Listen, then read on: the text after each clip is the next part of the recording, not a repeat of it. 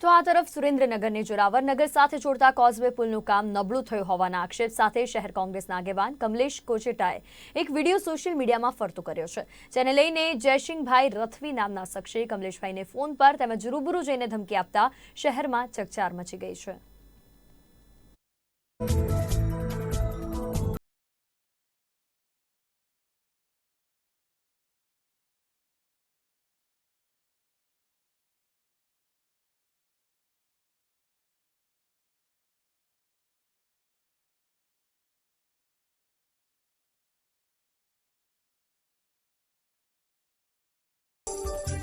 સુરેન્દ્રનગર નગરપાલિકા દ્વારા રાજ હોટલથી જોરાવરનગર જોડતો જે પુલ બનાવવામાં આવ્યો છે તે લોકાર્પણ પહેલાં જ બિસ્માર હાલતમાં બની ગયો છે।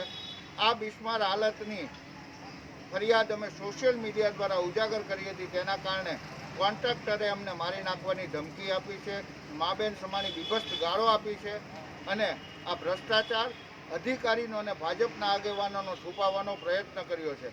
આગામી સમયમાં પણ અમે સુરેન્દ્રનગરના લોકોને થતો અન્યાય અને ભ્રષ્ટાચાર વિરુદ્ધમાં લડત ચાલુ રાખીશું।